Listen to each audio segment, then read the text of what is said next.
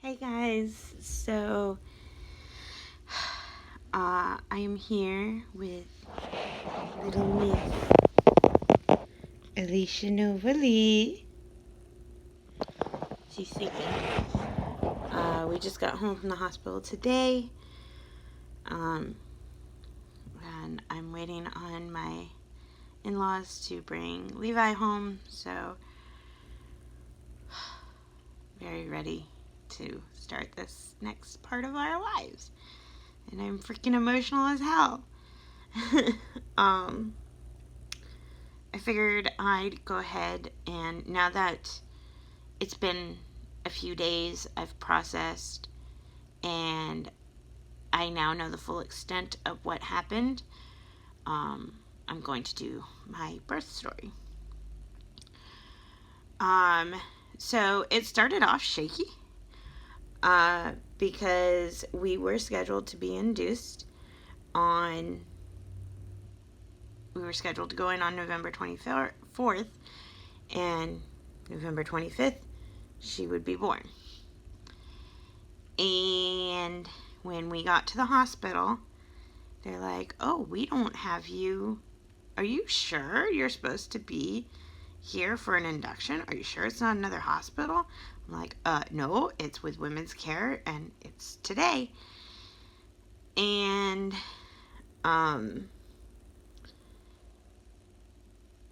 apparently the person who is in charge of scheduling that my office sent a fax confirming the induction date. The hospital had the fax, but the lady who is in charge of scheduling the inductions at the hospital didn't do that, didn't put me on the schedule. And so they were short-staffed that night, and they didn't have a room ready for me. And once they did get a room ready for me, it was like a freaking oven in the room. It was so hot in there. And then,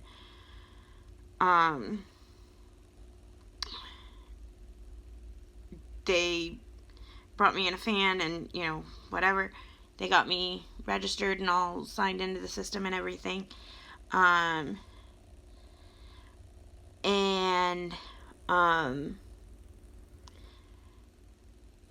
The nurse I had she was awesome. They came in, they did my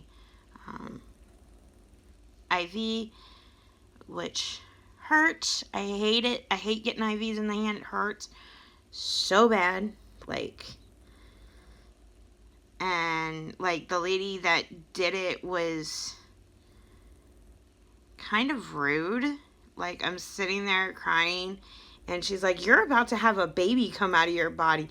This shouldn't be anything. Really? Really? I'm sorry that I'm here for you to do your job, and I'm sorry that it fucking hurts. Sorry. Pardon my language. But it was I was emotional from that point on. They, instead of starting me on Servidil, they started me on, I think it's called Servotrex. I believe is what it's called. It's like this little pill that you can either take orally or they insert it. And then every 4 hours they insert it. And so they did it. They inserted it at about 10 o'clock that night. They gave me the first dose and immediately started my group strep B meds. Because last time with Levi, I didn't get all the meds in time. I think I got like a bag and a half in with him. This time they made sure I got all the dosage that I needed. So they started that immediately. And then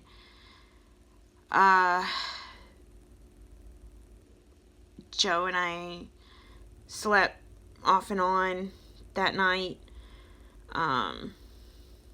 Didn't get a lot of sleep in the hospital, obviously. And then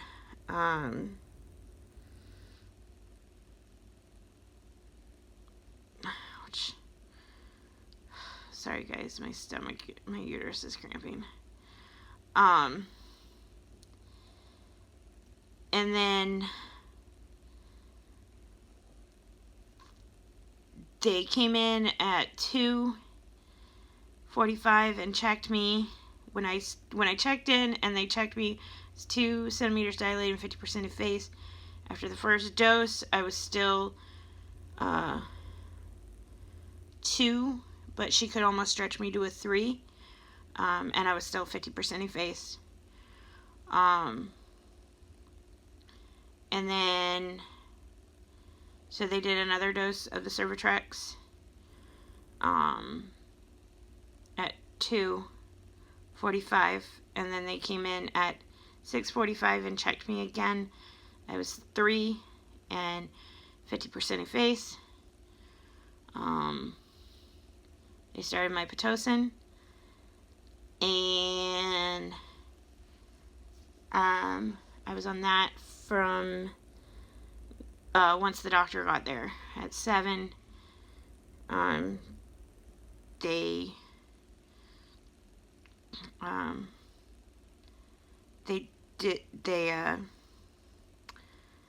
Doctor got there at 7.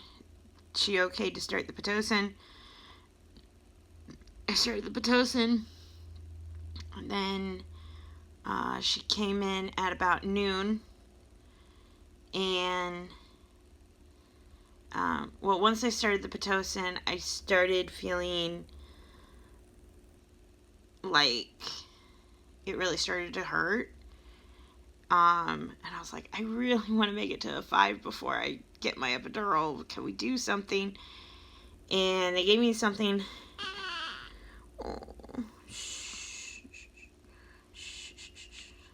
I do not remember what it was, but it worked. It made me so being dizzy. It worked great. It worked better than the they gave me with Levi. They gave me 2 doses of morphine, and that didn't do squat to relax me. I cannot remember what it was that they gave me, but it worked. So I was very relaxed and able to get through a couple more contractions till about noon. And my doctor came in, and I was like, I'm feeling a lot of not pressure, but it just kind of hurts a little bit. And so she's like, okay, are you ready for your epidural then? I was like, yeah, I think so. So they did the epidural. For whatever reason, they didn't let Joe stand in front of me this time, which really made me upset, because I wanted my husband in front of me. I wanted to hold onto him while they did the needle, but they didn't let him. They made him sit in the rocking chair that was in the room. And they did the epidural. Once they did the epidural, they came in and broke my water. And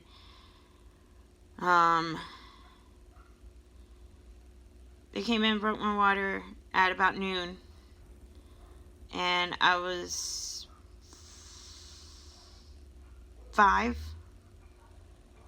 centimeters, and I believe 75% effaced. 75 or 80, I don't remember. Off the top of my head. And so once they did that, I kind of thought, okay, yay, she'll be here soon. Nope.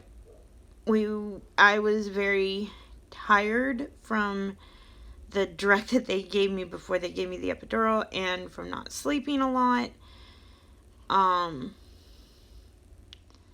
the night before, and just my body was very relaxed, and all I wanted to do was sleep. And so I tried sleeping. I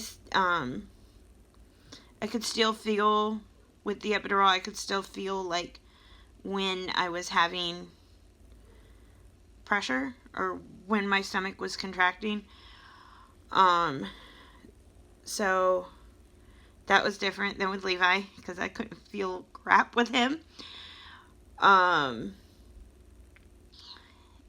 Then at about, I want to say 1:30-ish, 1:30-ish, my nurse came in, and I was like, can I have like the peanut or a birthing ball or something? And she was like, yeah, sure. So she went and got me this peanut birthing ball thing, and I used that and fell asleep. And they came in at about 2 o'clock and said, oh, okay, well, we're going to flip you over. And they checked me, and I was at a 9.5. No.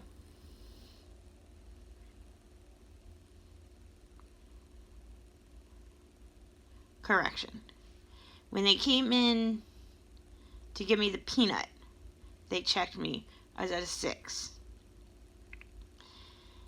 And then they came in again. When they came in at 2 o'clock again, I was like, I'm starting to feel a little pressure, And so she's like, okay, well, let me check you. And I was at a 9.5, I believe. And 9.5, and had like 10% of my thinning out left. And they're like, okay, well, we're going to roll you over. And Joe wasn't in there when they checked me to roll me. He wasn't in the room. He was in there for the 6.5, and he said, okay, I'll be right back. Or I'll be back. And he left. And my sister-in-law was in the room, and she was like, you have your phone on you, right? And he's like, yeah, call me if anything changes. And she's like, okay. So they come in and roll me, and not 2 minutes after they rolled me did things start going quickly. Very, very quickly. I mean, super quick. They get me, oh my gosh. I feel pressure, a lot of pressure. I feel like I need to push. And they checked me, and I was there, but I still had some cervix in the way.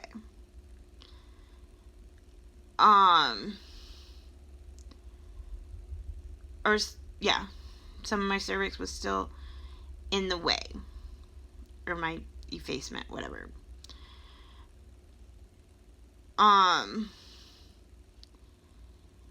And so they break down the bed, they're listening to the baby's heartbeat, and my doctor looks, and she says, is that an accurate heart rate? And my nurse is like, I think so. Every time I pushed, she's like, I think it's because, the monitor she's on and, her descending into the birth canal, I don't think it's getting I don't know if it's getting an accurate reading. And my doctor said, okay, let's get in there and put the thing on her head, the monitor on her head to monitor her heart rate.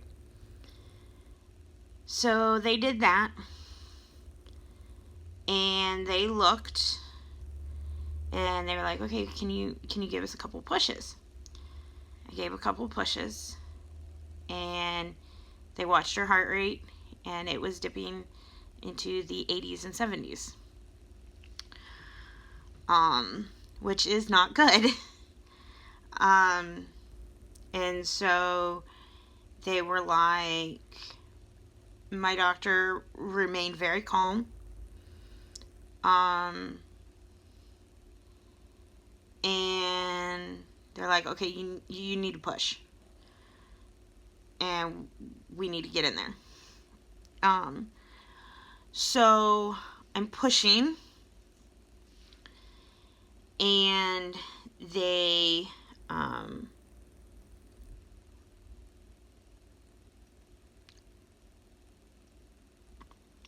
they're all up in there.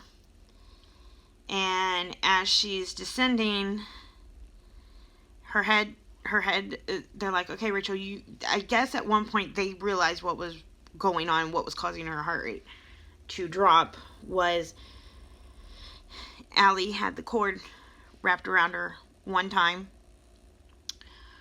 And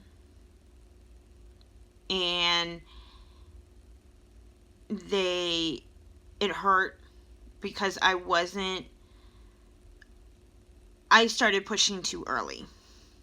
I wasn't ready to push. She wasn't ready. She was still at -2. She hadn't descended into the birth canal yet. So I think I should have waited another 15 minutes to start pushing, but I'm glad that I didn't, because it could have been a way worse situation if I hadn't started pushing when I pushed. And once they realized that the cord was wrapped around her, they were like, okay, you need to push. I'm like, I'm doing my best, I'm trying. And I'm screaming, and my doctor goes, no, don't scream. Don't you dare scream. Take a deep breath and do it again. You need to push. You need to get this baby out. And sorry, I'm about to cry.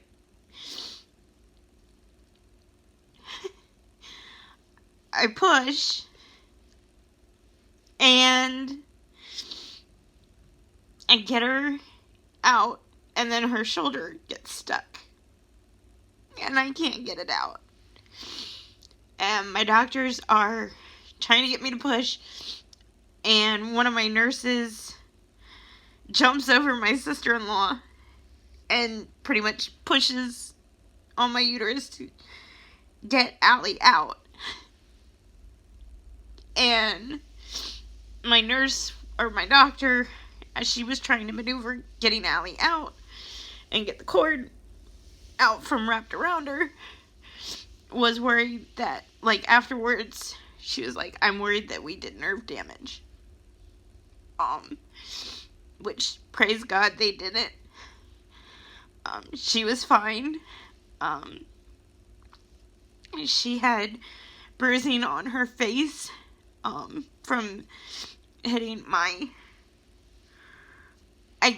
pelvic bone as she was coming out.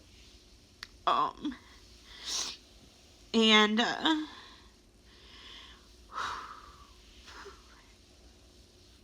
it was very scary because she wasn't crying at first, and I'm like, why isn't she crying? Is she okay? What's going on? And they're like, she's okay, she's fine. And she was all black and blue and everything, and I was like, what's wrong? Why isn't she crying?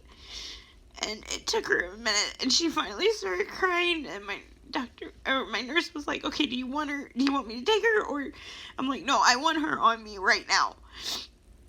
I don't care, I just want her on me. And so, oh, sorry guys.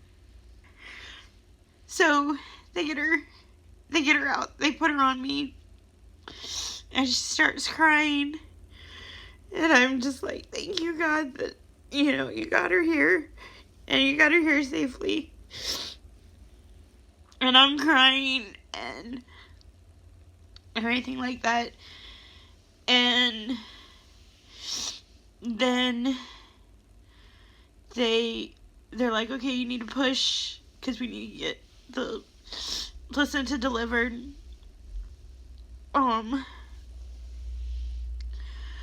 Placenta gets delivered. I was able to do delayed cord clamping for a little while. Joe made sure that they did that. So they did the delayed cord clamping, and and she stayed with me on my chest for a while as they were trying to stitch me up. I ended up tearing in 2 places. I have a 2nd degree tear. And it's not a big tear, but it's a deep tear. And then I have a smaller one at the top.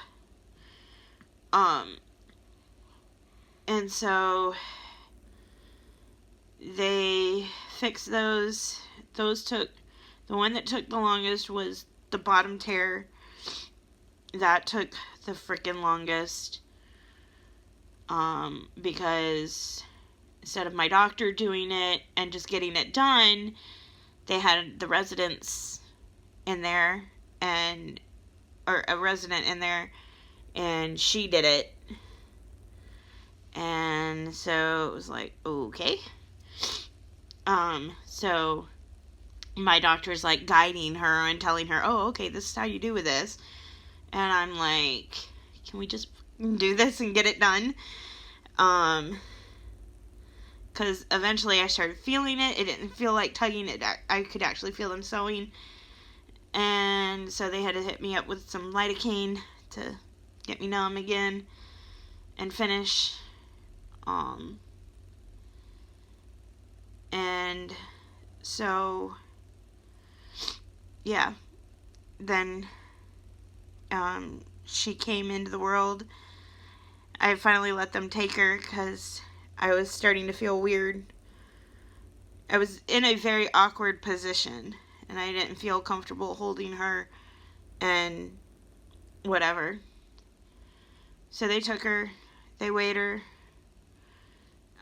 and she was 7 pounds 8 ounces. And which means if I had gone to term with this little lady, if I had gone to, say they let me go another till 41 weeks, she probably would have been closer to 9 pounds. Ouch. Not that pushing her out was a cupcake walk in the park. Obviously it wasn't. But yeah, that's her story. That's my labor and delivery story with her. It was I got her out in 11 minutes. But it was a very traumatic 11 minutes. And I'm very glad it's over with. I'm very glad that she's here and she's happy and healthy, that I'm okay.